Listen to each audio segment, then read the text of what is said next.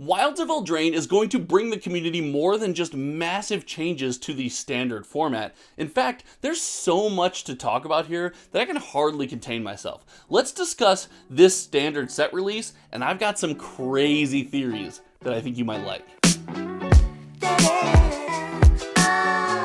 With all of the madness going on in Magic the Gathering right now, thinking Lord of the Rings Commander Masters right around the corner, and then looking deep through the phone booth into the Doctor Who Commander product that is kind of glaring back at us from way off in October, I think it's important to note that standard Magic products, especially in the past 6 months, have been a wonderful foundation, a bedrock, if you will, for regular players, collectors, and enthusiasts like you and me to kind of lay down our beds and hang our hats and really enjoy the game that we've come to love at a much more reasonable price point. And with that in mind, I think it's important to discuss the information we got about Wilds of Eldraine in the preview panel in Minneapolis. So today, we are going to talk all about Wilds of Eldraine. Yes, we will be discussing the standard rotation change, and I have a take on that I don't really think I've seen anyone talk about yet. I think it's kind of interesting. I think people are missing something there. But also, there are some notable SKUs missing from the product lineup. And then finally,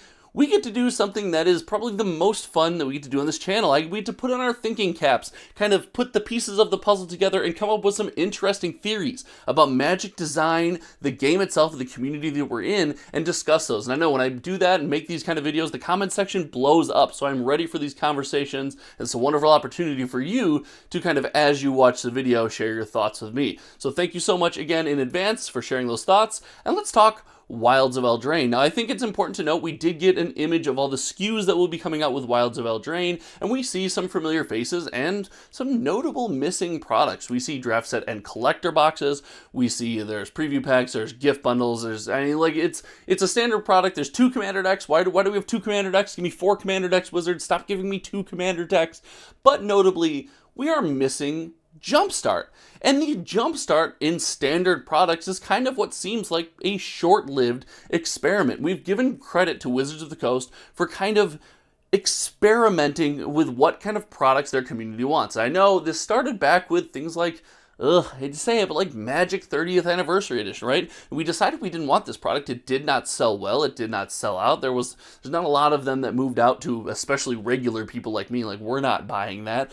But we have seen other things that have seemed experimental and have been, slightly more successful. Look no farther than the complete bundle. It's something we hadn't seen in the past, and it's a wonderful product that people seem to enjoy, whether they bought it to collect, they bought it to put on their shelves, or they bought it to open and use the products inside. People seem pretty hype about that. Now, more recently, we've got Aftermath. Aftermath does seem to be kind of the idea of we're experimenting with staying in the same story and releasing products over a period of time rather than all at once and trying to maintain that hype, kind of like the complete bundle did. And it's a little too early to call, but make sure if you're not subscribed, make sure you subscribe so we'll track those sales numbers. But Aftermath doesn't seem to be doing all that great. Now, Wilds of Eldraine dropping the Jumpstart boosters is maybe Wizards of the Coast saying, hey, we tried this, and maybe it did more harm than good. It seems to have actually sullied the name of Jumpstart. When Jumpstart was released, we were really hyped about it, and now it seems like an afterthought, something people definitely don't want to talk about. Even the new Jumpstart 2022, which is it's a pretty good product, I gotta say, and I think it's getting a bad rap because it's tied to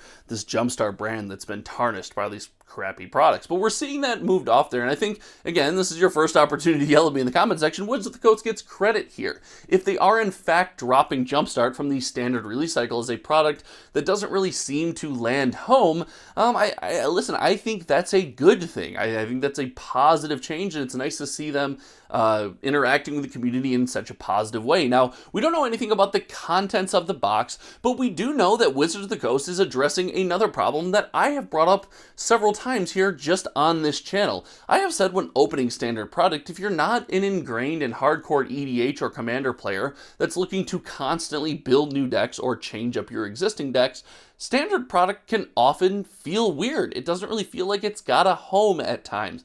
Now, Wizards of the Coast are looking to combat this. They have acknowledged that standard is not the paper playable format that it once was, and they are trying to bring standard back into prominence. And to do so, they are extending the life cycle of standard sets by 1 year, starting with Throne of Eldraine. Not Throne of Eldraine, Wilds of Eldraine. Oh gosh.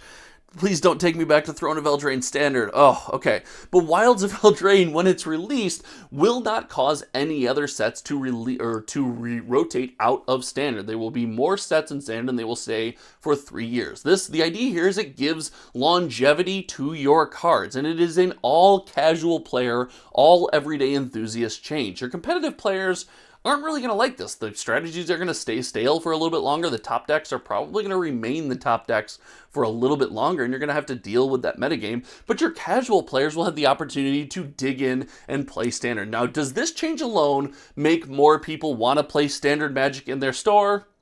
No. Just no, it does not. I think I think the way we've engaged with trading card games has changed so drastically that something like Pioneer is slightly more fitting for an every person enthusiast Friday Night Magic type format than something like Standard is, but it does make Standard slightly more viable. Like, listen, there is no negative side to this change for the regular enthusiast, the regular collector or player like you and I. Heck, if you engage in Arena, the fact that if you want to play Standard, your cards or your wild cards, the money that you spend on Arena, which again doesn't really afford you anything back, it goes a little bit farther. So there's really no negative to this change for the regular enthusiast, but it's getting a lot of rap, and I think it's because Wizards kind of fronted as if this change was going to bring Standard back into prominence, and I don't think that's enough. In my opinion, it's not enough, and it's not because Standard's not a good format. Whether it is or not, let me know in the comments below. But I think it's more based on the change and the way that we experience trading card games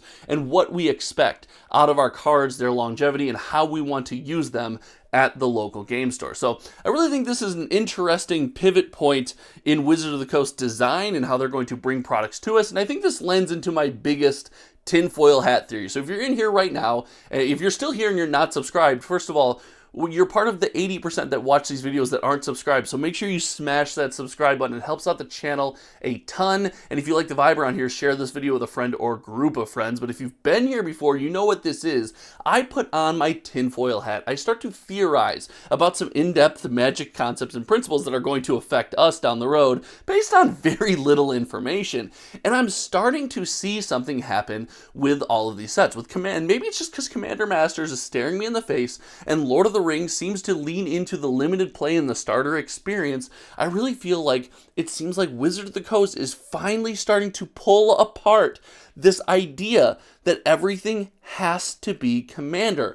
Are we going to finally see, with Wizards of the Coast doing plenty of releases in a calendar year, plenty of opportunities to get Commander cards into the hands of Commander players, are we going to see non-Commander sets take back a little bit of their bravado and be for other formats that aren't Commander? I'm saying if Wizards of the Coast is going to say, hey, we are going to make these sets Standard playable for one more year, there will always be Pioneer playable, are we going to start to see some of the Commander meat, if you will, pulled out of these sets and maybe placed in their own sets? And if this is the case, this is a massive design shift for Wizards of the Coast that I think could actually be a good thing. These Standard releases could come back to having meaning to people who engage in those formats, and our Commander communities who love to engage with Commander and have the challenge of building new strategies and finding cards that either fit in the 99 or sit outside as the perfect one will no longer be spoon-fed and forced into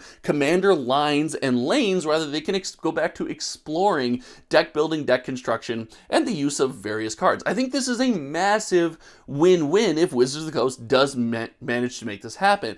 And if we do that, it might also lend a little bit more credence to some of the products that we're constantly getting. Some of these products that come out that really don't hold value or we don't look back fondly on in the coming years, if products are more in line with a single goal and maybe each product doesn't try to feed as much of the community as possible, and maybe it's a little more specifically designed, then I really think we've got some opportunity for those products to hold more long-term value and for us as regular enthusiasts to feel better about when we go and revisit those products. That's my big tinfoil hat here for Wilds of Eldraine. My last tinfoil hat, and if you've stuck around this long, you get this wild take here that I think I'm only going to say into the camera once ever. So let me know in the comment section if you heard it. I think Wilds of Eldraine is going to really suffer. I think this is going to be Wizards of the Coast acknowledging, hey, We have to take our foot off the gas. We cannot be all gas, no brakes. We understand the community only has a certain amount of money to spend. We have to acknowledge that, and I really do believe we won't see much craziness in the collector boxes. I don't think we'll see any super crazy list cards or big changes like that. I think they're really going to focus in on the idea of playing these cards in 60-card one-on-one formats, and I believe this is around the time that all the RCQs will be moving into Standard as well. So Standard will be the format for your RCQ out there, and I think they're going to lean into that. Now, is that great for regular enthusiasts that don't engage with the game that way? No, it's probably not as hype, but it gives us an opportunity to get there. But I want to know what you think in the comment section below. That's my kind of off-the-chain theory. I don't know if Wilds of Eldraine is going to do that great. I hope it does. I'm excited for it. Let me know what you think in the comment section below. Again, until next time, thank you all for hanging out. We do a live stream every Friday, and I have made a gigantic purchase. Well over 100 cards have been shipped to my house. I'm putting them in the binder right over here on the desk right now. I want to go over what I was buying on Friday at Friday Morning Magic. Make sure you're there 8 a.m. Central Time. Thank you all for hanging out. Until next time, you all know me. My name is Josh, and we'll see you around. Goodbye.